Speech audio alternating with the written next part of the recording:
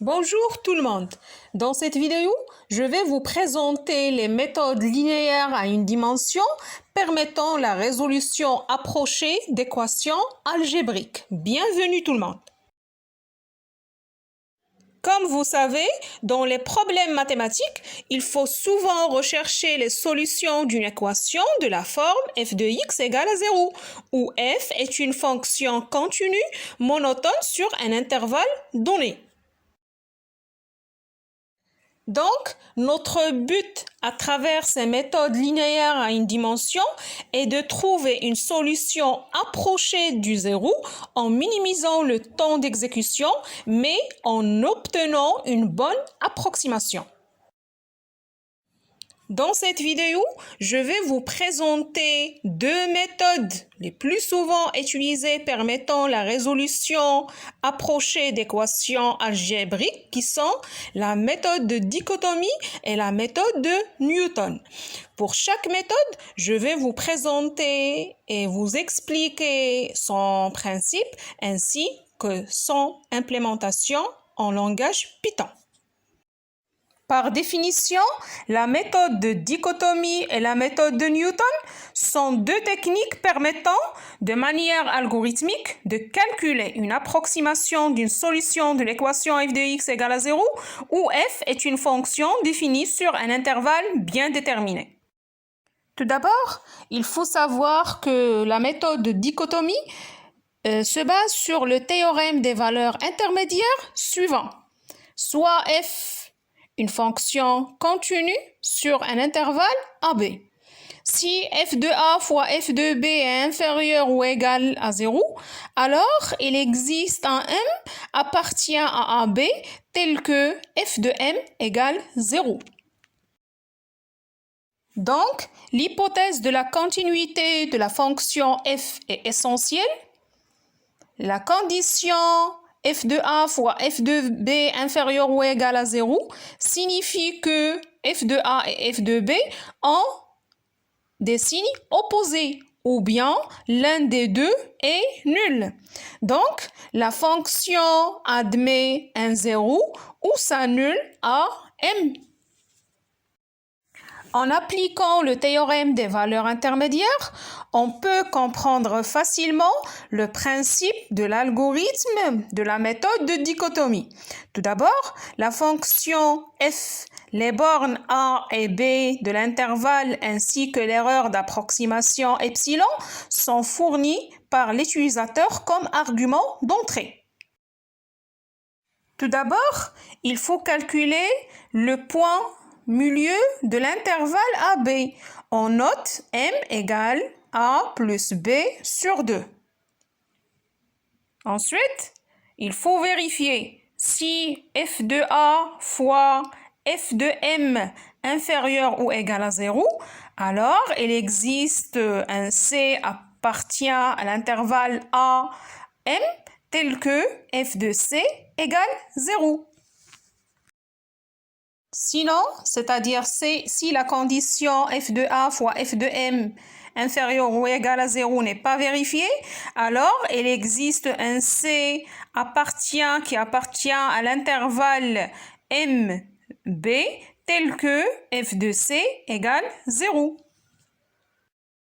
Autrement dit, à chaque itération, on divise par 2 la longueur de l'intervalle dans lequel on cherche le zéro éventuel. Il se situe dans l'intervalle AM ou dans l'intervalle MB par monotonie de la fonction f.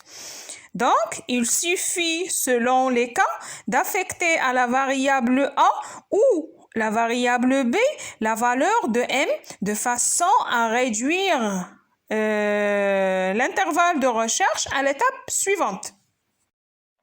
Ce qu'il faut savoir que la recherche dichotomique s'arrête lorsque la longueur de l'intervalle de recherche est inférieure ou égale à l'erreur d'approximation epsilon. Une fois cette condition est vérifiée, on renvoie en sortie de boucle la valeur médiane du dernier intervalle UV. Après la compréhension parfaite du principe de l'algorithme, la fonction en langage Python de la méthode de dichotomie s'écrit comme suit. Def, recherche 0 dichotomie, f, a, b, epsilon. Assert a inférieur strictement à b, and fa fois fb inférieur ou égal à 0, and epsilon supérieur strictement à 0. U, V égale A, B, while A baisse V moins U supérieur strictement à epsilon, M égale U plus V sur 2, if FU fois FM inférieur ou égal à 0, V égale à M, else U égale M. Return M. Comme vous voyez, assert est utilisé pour vérifier les préconditions suivantes. A doit être inférieur strictement à B puisqu'il s'agit d'un intervalle. F de A fois F de B doit être inférieur ou égal à 0 pour qu'on puisse appliquer le théorème des valeurs intermédiaires. Et epsilon doit être supérieur à 0. Si ces conditions ne sont pas vérifiées, alors l'instruction assert arrête immédiatement l'exécution du programme. Initialement, U prend la valeur de A et V prend la valeur de B. Donc, si la condition, la valeur absolue de V moins U est supérieure strictement à epsilon, les instructions suivantes seront exécutées. M est la moitié de l'intervalle UV. Pour cela, M égale U plus V sur 2. If f de i fois f de m inférieur ou égal à 0, v égale m. Et sinon, u égale à m. On réitère ce processus pour diviser l'intervalle de nouveau et on arrête lorsqu'on arrive à un intervalle de longueur petit. Et vers la fin, la fonction retourne la dernière valeur M. Comme vous savez, Python est un langage de programmation très puissant. Il contient une fonction prédéfinie de la méthode de dichotomie. Pour cela, je vous propose une deuxième solution très simple par rapport à la première qui se base sur la fonction prédéfinie qui s'appelle bisect.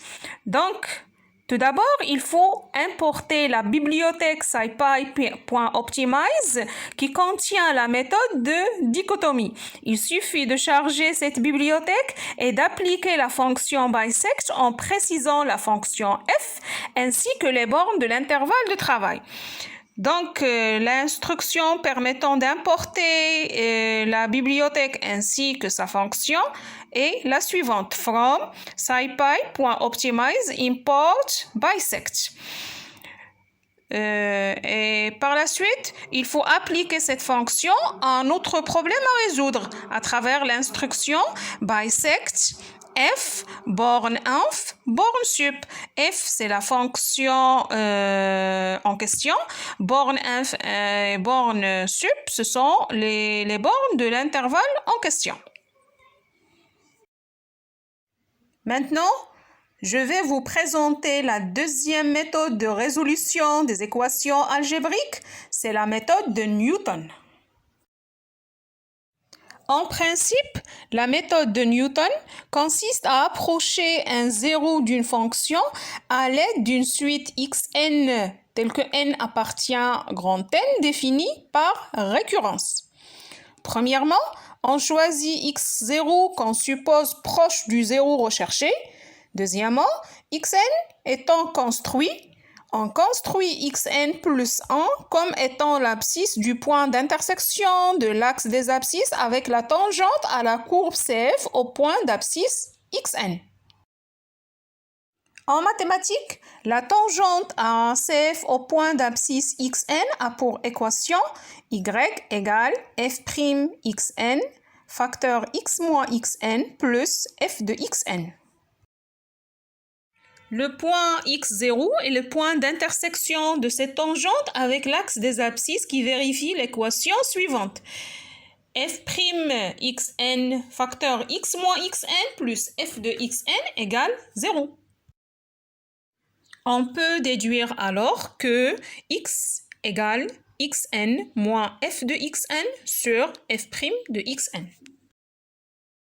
Et ce x que l'on appelle xn plus 1. Donc la suite des approximations successives est définie par la relation de récurrence suivante. Xn plus 1 égale xn moins f de xn divisé par f' xn.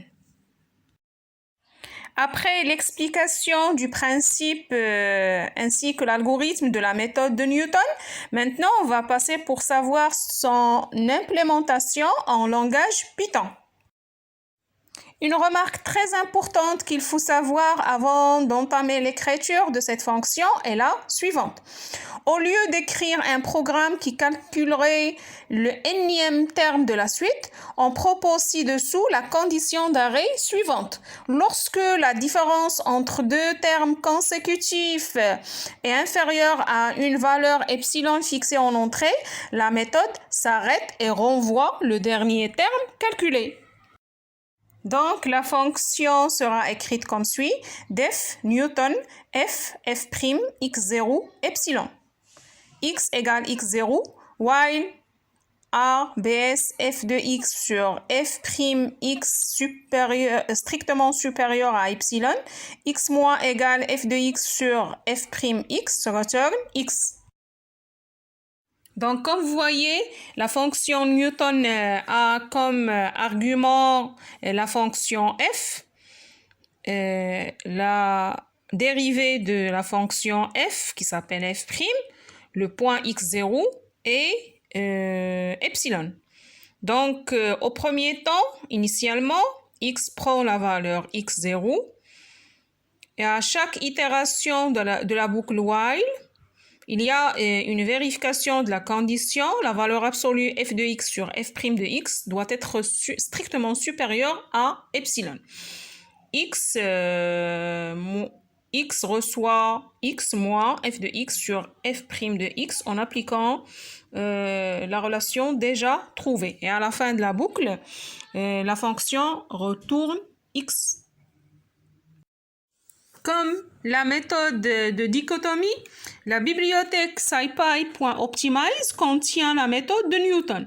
Il suffit de charger la bibliothèque et d'appliquer la fonction Newton en précisant la fonction f considérée, sa dérivée et l'abscisse du point de départ. Tout d'abord, il faut importer la bibliothèque à travers l'instruction suivante from scipy.optimize import Newton et appeler la fonction Newton comme suit Newton f x0 f'. À la fin, j'espère que cette vidéo va vous faciliter la compréhension des deux méthodes permettant la résolution des équations algébriques, la méthode dichotomie et la méthode de Newton. Je tiens à vous remercier infiniment pour votre attention.